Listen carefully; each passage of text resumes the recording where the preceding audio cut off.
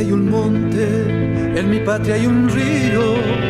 Ven conmigo, la noche al monte sube, el hombre baja al río.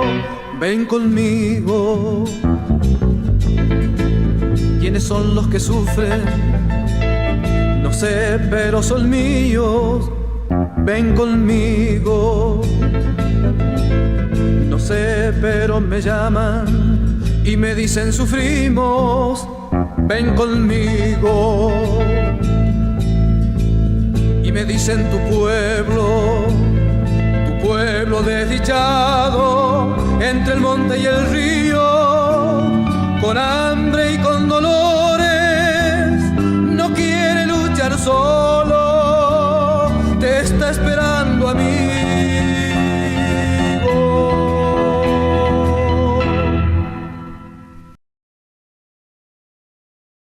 ¿Qué tal, amigas y amigos? ¿Cómo están? Bienvenidos una vez más a Informe del Sur.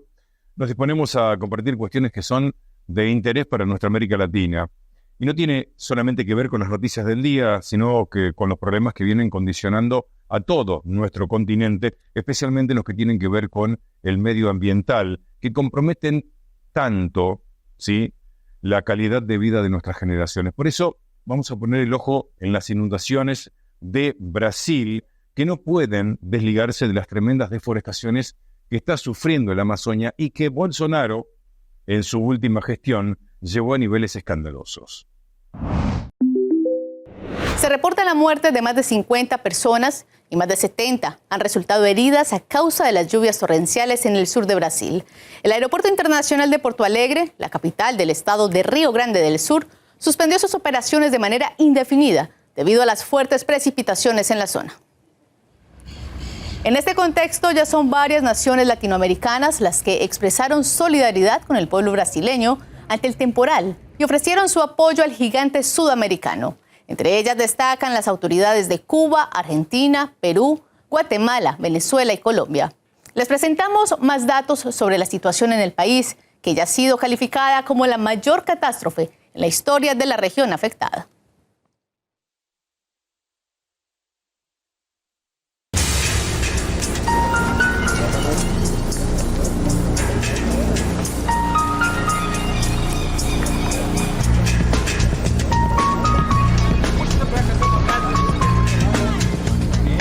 Eu perdi tudo, eu levantei alguns móveis que deu, né?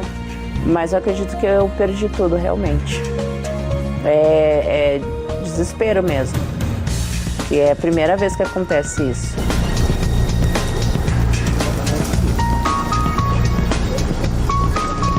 Mas Deus o livre, é que dorme de noite. Não sabe como é que a água vai chegar, está na porta da casa e tenta tentar levantar as coisas e não consegue. Más información sobre este tema aquí en Informe del Sur, sobre lo que sucede en Brasil. Durante la última semana han llegado informes muy preocupantes que nos ilustran sobre las consecuencias que traen estas inundaciones. Después de las lluvias y las inundaciones, ahora el gran problema en Río Grande do Sul es el frío, porque está prevista a partir del miércoles que llegue un frente frío que puede bajar las temperaturas hasta los 10 grados y ese es un problema para aquellos que todavía esperan ser rescatados porque se temen que aumenten los casos de hipotermia. De hecho, lo que más se está pidiendo en este momento son mantas, además de comida. La aeronáutica ha empezado a usar drones para encontrar a personas aisladas. Hemos visto esos días imágenes terribles de personas refugiadas en los techos de sus casas y además es muy probable que la situación puede empeorar porque el miércoles también están previstas más lluvias, el nivel del río Guaíba no baja y mientras tanto hoy hemos sabido que el Senado va a analizar una nueva ley que puede modificar la Constitución para crear lo que han llamado un presupuesto de guerra, es decir, un dinero especial que salga de los presupuestos generales del Estado para poder hacer frente a estas tragedias climáticas. Recordamos que en menos de un año, la cuarta vez que el estado de Río Grande do Sul enfrenta un gran problema de inundaciones y de lluvias. Los expertos hablan de cambio climático y mientras tanto una gran parte de la población está sin agua corriente, sin electricidad y el 70% del territorio de ese estado está afectado. Y como siempre decimos, tal vez una canción sea más potente para tomar conciencia sobre lo que estamos hablando. Y no haya pista para el aterrizaje y los milagros ya no salven gente, porque los santos se tiraron de un puente. Cuando el clima pierde el control y se le queme la piel al sol, cuando la arena se quede sola y el océano se ahogue con sus propias olas, cuando se sacude el suelo y las nubes se caigan del cielo y los árboles estén de rodillas con los troncos flacos enseñando las costillas, cuando no queden rastros ni huellas y la luna se estrelle contra las estrellas y se rompa lo que ya estaba roto, aquí estaremos nosotros. Lo que hoy sacude Brasil son consecuencias directas de las políticas o malas políticas del expresidente Bolsonaro, para quien el cambio climático era solamente una propaganda comunista. Lo invitamos a ver el siguiente informe.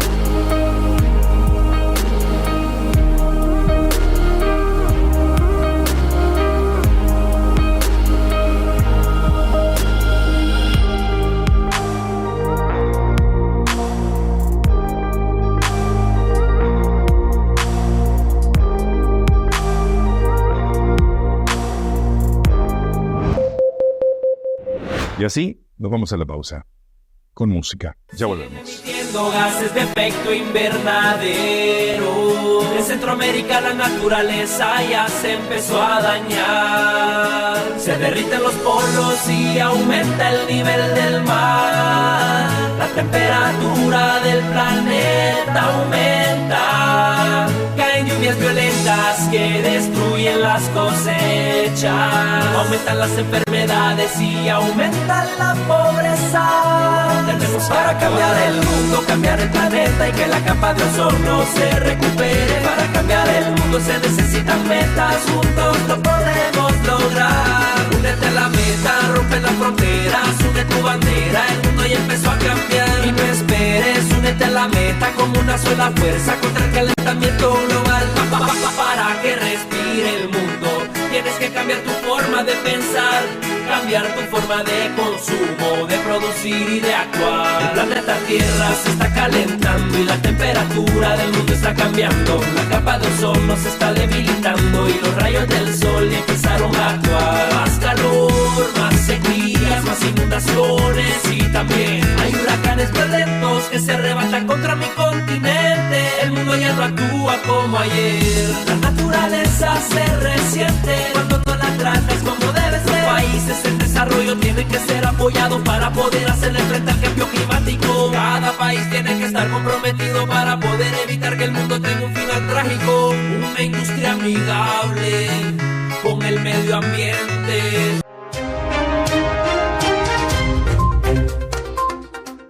Muy bien, abrimos este segundo bloque en este informe semanal. Vamos a escuchar la opinión de un periodista militante de las causas populares, un gran periodista que se enerva frente a las políticas de los poderosos, siempre de los poderosos, que buscan ventajas para sí mismo y siguen hambriando al pueblo. Invitamos a escuchar a Víctor Hugo Morales. Donde cambia la historia para nosotros, para el trabajador, para lo humano, es en el destrato que están teniendo con lo que llamamos el pueblo. Además de la traición violenta, falaz, inolvidable de los diputados que votaron la ley Bases. Además de todo eso, tenemos la golpiza que permanentemente nos propina ese Adorni que habla todas las mañanas, o el tal Caputo que maneja todo desde atrás, o Karina Moisés Milei, o Javier Conan Milei. Son unos personajes estrafalarios, pero mientras tanto, cómo trabajan, y por eso los dejan y se los permiten, si no se caerían a pedazos en 2 minutos, el poder real, porque el poder real está haciendo la grosa como nunca. Miren ustedes, prepagas. Cuando anunció, de una manera que daba vergüenza ajena, Caputo, que retrotraían el tema de las prepagas, uno dijo, bueno, es un disparate, son unos estúpidos o lo que quiera. Usted puede haber usado el término que sea porque todo les va bien. Dice, pero nos salvamos de una plata. Y no es una platita. Realmente era una cifra. Ahora nos dicen que es el 114 que hay que pagar. Caramba. Pobre Velocopí, no puede cobrar el 140. Se tiene que conformar con el 114%. El acumulado para ellos es el 114%. Y al mismo tiempo le dicen al pueblo que el salario mínimo vital y móvil se aumenta un 3%, un 5%. Ese es el porcentaje, ¿no? Pasa de 202.000 a 234.000. Humildemente la CGT pedía 337.000 que no alcanza para nada. Quiero decir que el salario mínimo vital y móvil subió a 234.000, que es menos de lo que yo pago por la prepaga con el 140. Es decir, con el 114, con el 140 se me iba más cara todavía, como 2 salarios mínimos. Esta es la barbaridad que nos hacen. Entonces no lo perdamos de vista. Está bien, nos reímos de Mondino, de esa emperifollada señora que dice los chinos son todos iguales. Qué cosa, ¿no? ¿Cuánta estupidez se puede arrojar en el rostro de la gente? O Milei que va a saludarnos hacia Dios desde algún acto en el que lo están mimando, lo están abrazando. Se abraza un rabino y llora, se abraza al papa y llora y le mete para adelante a cuanto hecho estrafalario se le pueda ocurrir. Pero el tema no es ese. El tema es que están hambriando a la gente demasiado. Se les va la mano. Así que a las prepagas como un correctivo, como diciendo, no pueden abusar de la gente, la bajaron de 140 a 114, mirá vos. Y a los salarios mínimos, vitales, para comer un poquito, y móviles que se mueven realmente tan poco, el 3 y el 5%. De 202 a 234.000 pesos. Ese es el tema. Muy bien, y ahora nos vamos a Chile. Allí el presidente Boric estaba presidiendo el acto por el Día Mundial de la Libertad de Prensa cuando un grupo de personas lo interrumpió desplegando un lienzo gigante pidiendo justicia precisamente por el asesinato de una reportera. Su nombre era Francisca Sandoval y murió en el año 2022. Precisamente fue alcanzada por un impacto de bala en la manifestación del 1 de mayo. Se trataba de la conferencia del Día Mundial de la Libertad de Prensa, encabezada por el presidente de Chile, Gabriel Boric, en la capital, Santiago. Acto que fue interrumpido este viernes por el director del medio Señal 3 La Victoria, Benjamín Lillo, para protestar por la inacción del gobierno en la investigación sobre la muerte a tiros de la periodista Francisca Sandoval en mayo de 2022, durante manifestaciones por el Día del Trabajador. Eso no es cierto, señor. Eso no es cierto, señor. Le pido por favor, esto es parte de la libertad de prensa y es parte de la libertad de expresión. Bienvenidos sean. El Ministerio del Interior, que es parte de la querella, no ha solicitado ninguna diligencia ni investigación para encontrar justicia para nuestra compañera periodista asesinada. Y nos están hablando de libertad de expresión y libertad de prensa. Es una burla, señor presidente. Fue la crítica expuesta por Lillo. Cuente con nosotros, a usted le digo y a la familia, para poder no solamente colaborar, sino apurar la investigación, porque sé que además fue aplazado el juicio y eso nos parece inaceptable por parte de la Fiscalía. Francisca Sandoval es justamente un gran ejemplo de lo que tenemos que defender. Yo he estado con su familia permanentemente, señaló Boric. Aquí solamente se está investigando a la persona que percutó, pero aquí hay responsabilidades de Carabineros de Chile, hay responsabilidades de Fiscalía y de investigación, porque aquí dispararon 9 personas contra una manifestación autorizada. Para nosotros eso es un atentado terrorista en cualquier parte del mundo. Una compañera nuestra de Señal 3 La Victoria fue atacada con un tiro, no sabemos bien quién fue. Boric reiteró en la jornada que la periodista fue asesinada el 1 de mayo en una manifestación, pero no por carabineros. Fue asesinada de una manera brutal y merece justicia, indicó. A 2 años de su asesinato no se ha hecho justicia. Y por lo tanto, este tipo de hechos debe llamarnos a la reflexión. Que ahora nos dice que puede conversar, pero hemos solicitado mediante carta en 5 oportunidades de reunirnos con el presidente y con la ministra del Interior y hasta ahora no hemos tenido ninguna respuesta. Francisca Sandoval se encontraba cubriendo los disturbios cuando un grupo de vendedores ambulantes dispararon con armas de fuego contra la multitud. Tras recibir un disparo, la periodista fue trasladada de urgencia a un hospital y operada de emergencia. 12 días después, falleció a causa de las heridas. Muy bien, dejamos Chile, nos metemos directamente con lo que pasa en Ecuador. Sigue la polémica por el trato que el gobierno de Noboa le propina al expresidente Glass, manteniéndolo cautivo después de haber invadido la embajada de México y secuestrado al vicepresidente de Rafael Correa. Personalidades del mundo siguen pidiendo por su libertad. Lo vemos. Decenas de políticos y personalidades de varios países de América Latina y Europa suscriben una carta que exige libertad para el ex vicepresidente ecuatoriano Jorge Glass, quien fue sacado por la fuerza de la Embajada de México en Quito. Entre los firmantes figuran los expresidentes latinoamericanos Rafael Correa, Alberto Fernández, Evo Morales y Ernesto Samper, entre otros. En el documento piden que recupere el estatus de asilado político y denuncian la violación de la Convención de Viena por parte del gobierno de Daniel Noboa. Y para cerrar este bloque, les contamos que la relación de varios gobiernos de América Latina rompen sus vínculos o está complicándose la relación diplomática con Israel. Vamos a ver este informe que da cuenta de eso. ¿Cómo podemos valorar el anuncio del presidente Gustavo Petro de romper las relaciones diplomáticas con Israel? ¿Es este ya un paso que se veía venir? Es una noticia, Paula, de gran impacto, pero tal vez no completamente sorprendente.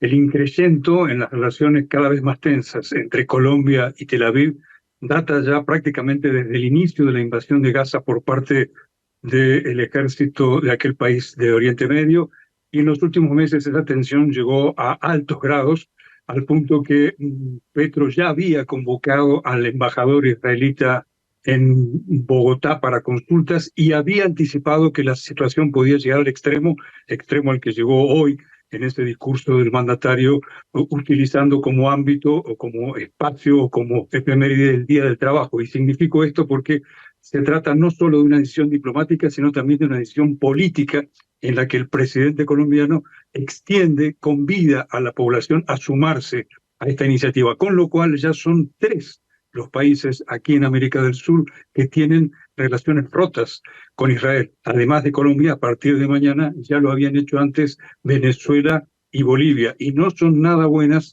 las relaciones aquí del país, desde Brasil ya te hablo, de Brasil con Israel. Por tanto, una decisión que tendrá repercusiones y que aísla cada vez más al gobierno de Netanyahu con esta región del mundo. ¿Qué decisión podría, o mejor, qué reacciones podría traer este tema de esta decisión, tanto en el ámbito internacional como en el tema nacional? En el plano internacional, prácticamente América del Sur, o por lo menos los gobiernos progresistas de América del Sur, le han dado un portazo a Israel. Y en eso nos vemos obligados a reiterar la situación que se vive aquí en Brasil, el país más importante de toda América Latina, que también tiene una situación muy tensa con el gobierno de Netanyahu y que varias de las decisiones adoptadas aquí en Brasil respecto del conflicto y de la invasión de Gaza por tropas israelíes fueron prácticamente en consonancia o en armonía con las decisiones de Petro. Como usted sabe, los gobiernos de Petro y de Lula han tenido relaciones cada vez más próximas e iniciativas de política exterior cada vez más alineadas. En el plano interno, también esto hay que consignarlo, Colombia está tomando una medida que también debe medirse en la injerencia israelí respecto del gobierno de Petro, del gobierno progresista de izquierda de Petro, porque como usted sabe,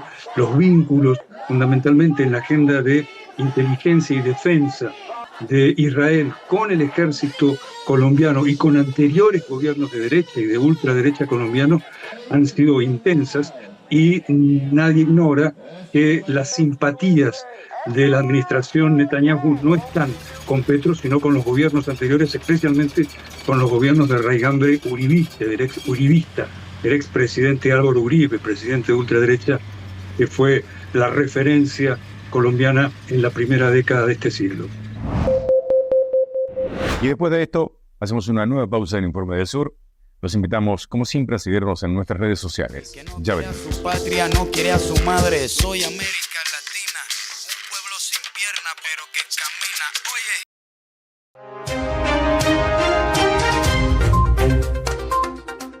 Oye. Abrimos este tercer bloque, la última parte de Informe del Sur. Venimos comentándole qué sucede en Venezuela, sobre todo teniendo en cuenta la cercanía de las elecciones presidenciales. Y podemos decir que de ilustre desconocido a posible presidente de Venezuela, Edmundo González, aunque suene muy difícil de ganarle al sistema de Maduro en ese país, repito, Edmundo González se levanta en la opinión pública y aparece como un posible futuro presidente de ese país.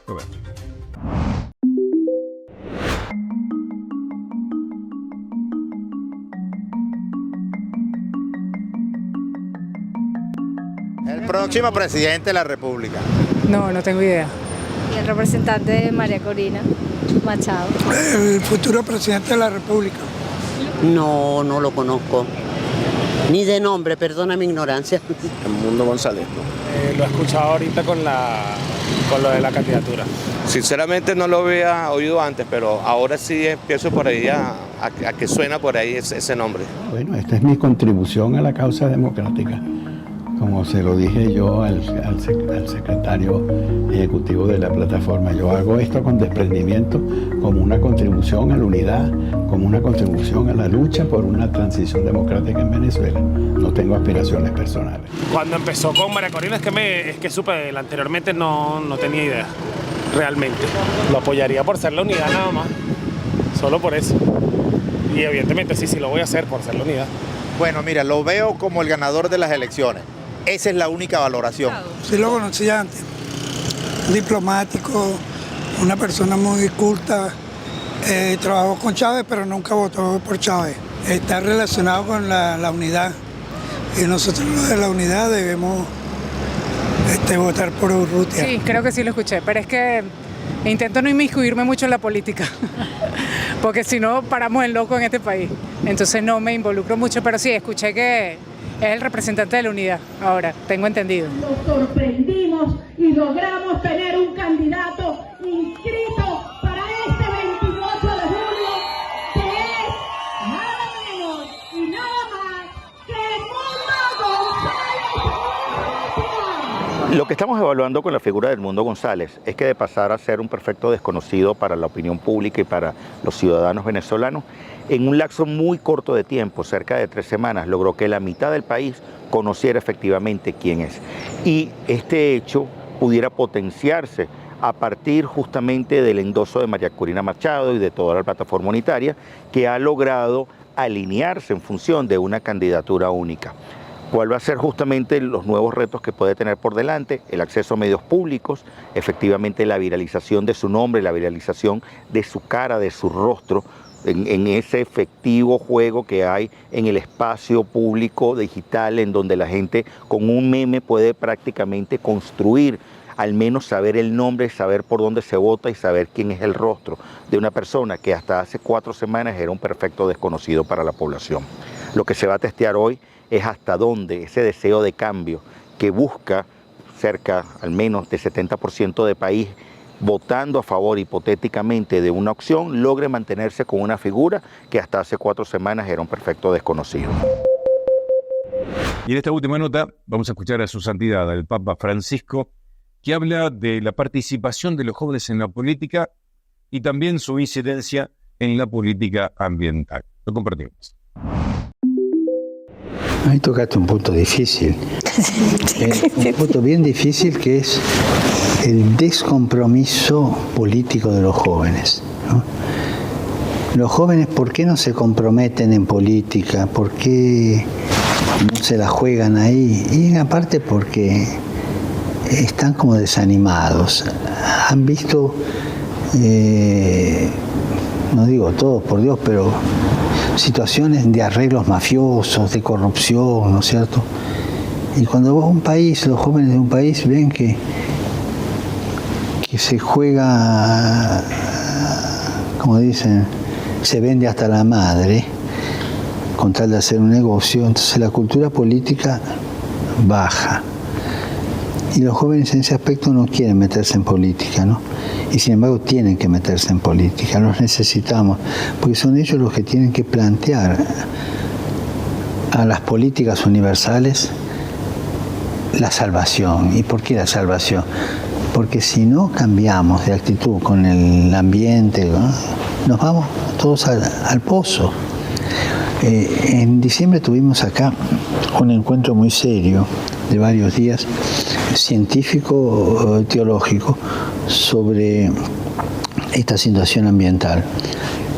Y el jefe de la Academia de Ciencias, o sea, en Italia es de muy alto valor, dijo: si esto no cambia, mi nieta, que nació ayer, va a tener que vivir dentro de 30 años en un mundo inhabitable. Porque esto va con progresión geométrica, ¿eh?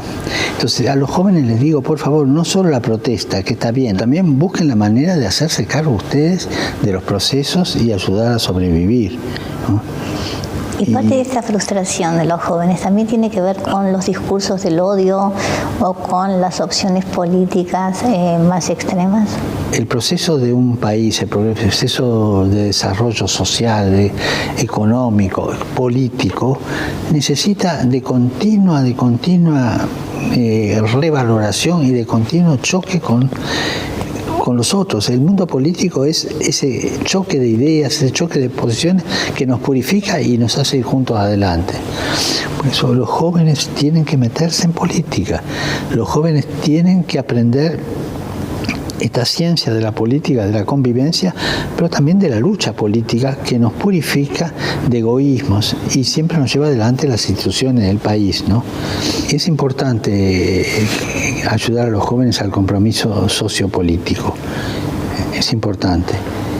Y ayudarlos también a que no le vendan un buzón, ¿no? Aunque hoy día realmente yo veo que la juventud está más avivada que antes, ¿no? En mi tiempo nos vendían el correo central, no un buzón, ¿no? Hoy día están más despiertos, más vivos, y yo confío mucho en la juventud de hoy día. Sí, pero qué sé yo, me dice por ahí un cura, no vienen a misa, y dejarlos crecer, ayudarlos a crecer, acompañarlos. Tienen ideales, buscar sus ideales, acompañarlos. Después Dios le hablará a cada uno, pero dejarlos crecer, no los aprisiones, no. Pero que crezcan, que sean protagonistas de la historia. Si los jóvenes no son los protagonistas de la historia, estamos fritos, porque son el futuro y son el presente. Y sobre esto me quiero permitir una cosa que a mí me gusta repetir, ¿no? El diálogo de los jóvenes con los viejos. Tenemos que reinstaurarlo. Los jóvenes necesitan dialogar con sus raíces y los viejos necesitan darse cuenta que dejan herencia.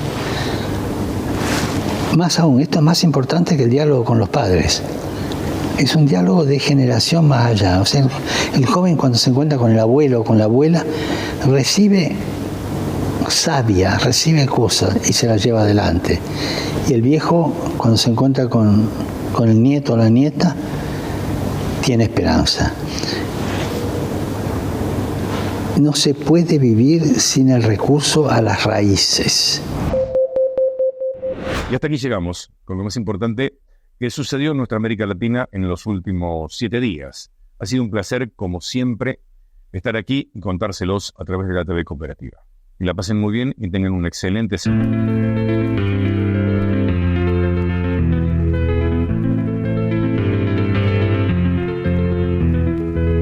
En mi patria hay un monte, en mi patria hay un río, ven conmigo, la noche al monte sube, el hombre baja al río, ven conmigo.